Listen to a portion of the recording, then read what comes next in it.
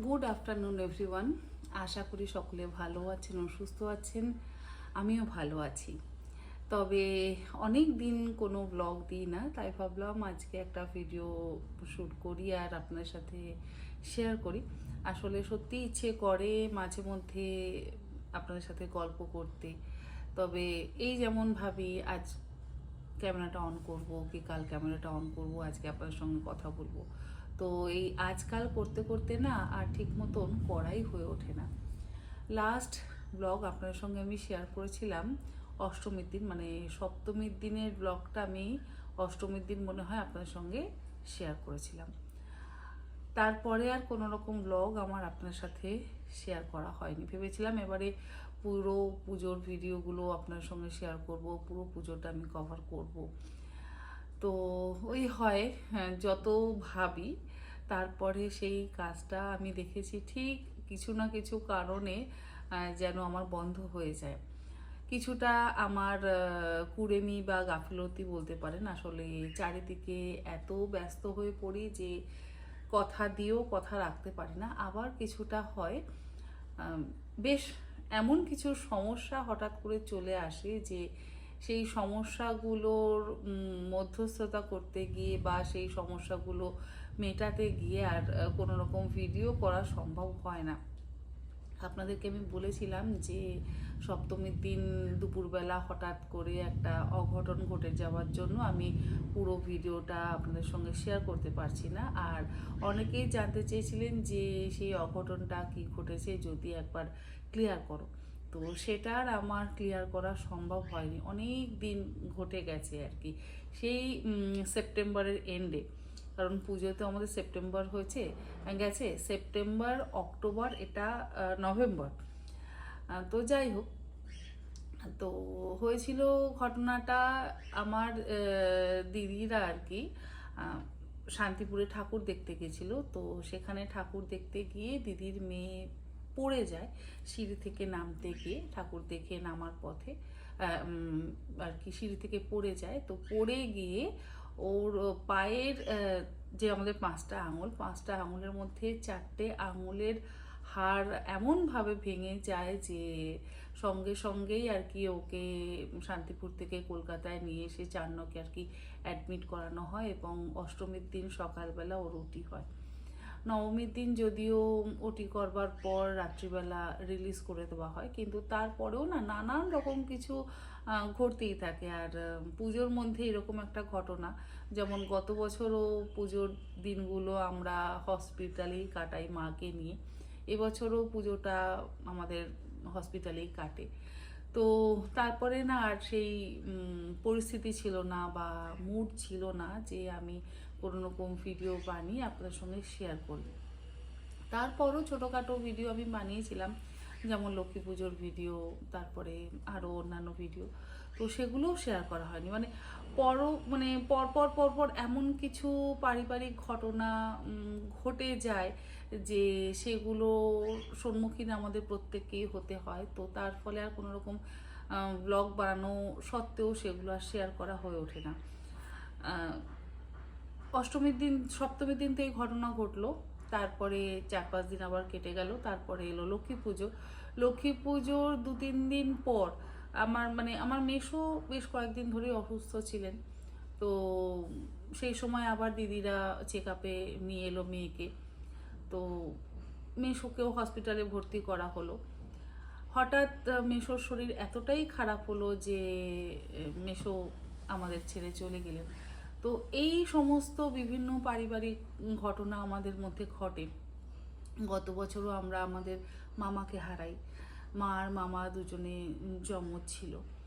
আর এবছরও মেসোকে আমরা হারাই। আর আমরা পরিবারের মানুষজনরা না সকলে মিলে ভীষণভাবে একত্র হয়ে সমস্ত কাজ করি। তো ওই মানে সেই জন্য আমাদের সেই মানসিক পরিস্থিতি থাকে না যে আবার নতুন করে সব কিছু করবার বা এগুলো বলবার। তো সেই জন্য আমার ভিডিও দিতেও অনেক দেরি হয়ে যায়। তারপরে তো নিজের কাজকর্ম আছেই। আমি ইউটিউব চ্যানেলেও আজকাল যে কুকিং ভিডিওগুলো শেয়ার করি সেগুলো এক একটা সময় না আজকাল বেশ কিছু গ্যাপ আমার হয়ে যাচ্ছে। হয় কোনো সময় আমি 1 সপ্তাহ ভিডিও দিচ্ছি না, কোনো সময় আমি 2-3 দিন অন্তর অন্তর ভিডিও দিচ্ছি। বিভিন্ন কারণে বেশ গ্যাপ হয়ে যাচ্ছে। তারপর কোথাও কুকিং মানে কম্পিটিশনের জন্য জাজমেন্টে যেতে হচ্ছে। কিছুদিন আগে যেমন মেদিনীপুর গেছিলাম, তারপরে ভদ্রেশ্বরে অনুষ্ঠান ছিল জগদ্ধাত্রী পুজোতে, আবার রিসেন্ট 15 তারিখেও আছে। তো এই রকম টুকটাক অনুষ্ঠানও লেগে থাকে, তো সেই জন্য সেই সব জায়গাতে যেতে হয়। তো আর ভিডিও করাও সম্ভব হয় না, আর করা হয়ে থাকলে আর সেগুলো যে আমি পাবলিশ করব সেগুলো আমার পক্ষে সম্ভব হয় না। তো ভাবছি আবার নতুন করে শুরু করব। জানি প্রত্যেকবারই এই একই কথা বলি, নতুন করে শুরু করব, কিন্তু সেই নতুন করে শুরু করাটা আর কিছুতেই যেন হয়ে ওঠে না। ভীষণ গল্প করতে ইচ্ছে করে আপনাদের সাথে, কিন্তু সেই গল্পটাও যেন করবার সময় পাই না। আর সময় পেলেও না এক এক সময় মনে হয় যে নিজে একান্তে চুপচাপ বসে থাকি, নিজের সাথে সময় কাটাই বা একটু বাইরে ঘুরি, নিজের মতন করে সময় কাটাই। তো সেই সমস্ত কিছু করতে গিয়ে আর ক্যামেরাটা ঠিক মতন অন করা হয় না। আর ক্যামেরা অন যদি না করা হয় তাহলে ভিডিও আমার ঠিক মতন বানানো হয় না। তো এই সমস্ত নানান কারণে এতটা ব্যস্ত হয়ে পড়ি, কখনো কখনো নিজেকে নিজের কাজের মধ্যে এতটা গুটিয়ে রাখি যে সব কিছু ঠিক মতন গুছিয়ে করে উঠতে পারি না। আর এই সমস্ত কিছু করতে করতে না এক এক সময় বড্ড ক্লান্তও লেগে যায়। তখন মনে হয় সমস্ত কিছু ছেড়ে ছুড়ে দিয়ে শুধু একটা দিন বা 2টো দিন বিশ্রাম নিই, রিল্যাক্স করি। কারণ মাথার মধ্যে এক এক সময় এতটা প্রেশার এসে যায়, এতটা চাপ এসে যায় যে সব কিছু করে উঠতে পারি না। এই যেমন আগামীকাল আবার দিদির মেয়েকে অ্যাডমিট করা হবে, মানে ওকে প্লাস্টিক সার্জারি করতে হবে। পাটা এখনও পুরোপুরি ঠিক হয়নি। দিদিরও ভীষণই কষ্ট, কারণ একটা বড় মেয়ে, সে তো বাচ্চা মেয়ে নয়। তো ঘরের মধ্যে সমস্ত কিছু তাকে করাতে হচ্ছে, একেবারে বেড রিডেন মেয়েটা। তো আবার আগামীকাল ওকে অ্যাডমিট করা হবে, বুধবার দিন ওর সার্জারি হবে। তারপরে ওর পায়ের আঙুলগুলো সব এরকম ক্লিপ দিয়ে দিয়ে না জোড়া আছে। আমি সেই ভিডিওটাও করেছিলাম, বাট সেগুলো আর দিতে পারছি না, কারণ দেওয়ার না সম্ভব হয় না। যখন প্রথম আমার সামনে ড্রেসিং করলো, সত্যি বলতে দেখা যাচ্ছিল না যে কেমনভাবে সেই জায়গাটা ওর ভেঙেছে। তো প্লাস্টিক সার্জারি করতে হবে, তো সেটাও একটা আছে। আবার হসপিটালে যাওয়া, আবার নিজের কাছ থেকে একটু বিরতি নেওয়া। আর আমরা ভাই বোনেরা না একে অপরের বড্ড বেশি সাপোর্ট। মানে আমি, আমার মানে দিদি, আমার মাস্তুতো বোন, মাস্তুতো ভাই। তো আমরা মাস্তুতো ভাই বোন, কিন্তু মাস্তুতো ভাই বোন হলেও আমাদের মধ্যে যে ভালোবাসাটা আছে, যে বন্ডিংটা আছে, সেটা মনে হয় যেন একেবারে নিজের। নিজের ভাই বোনের মধ্যেও অনেক সময় দেখেছি যে সেই বন্ডিংটা থাকে না, কিন্তু এখনো পর্যন্ত আমাদের মানে ভগবানের আশীর্বাদে, ঠাকুরের আশীর্বাদে সেই বন্ডিংটা রয়েছে, এবং আমরা চাই সারা জীবন যাতে আমাদের মাস্তুতো ভাই বোনদের মধ্যেও সেই বন্ডিংটা থাকে। এই যেমন আমার মাস্তুতো বোনের মেয়ের সাথে আমার ছেলের ভীষণ ভালো একটা বন্ডিং। তো যাই হোক, এই সমস্ত নানান রকম ঝামেলায় বড্ড বেশি জড়িয়ে আছি। তো সেই জন্য আর ভিডিও শেয়ার করতে পারি না।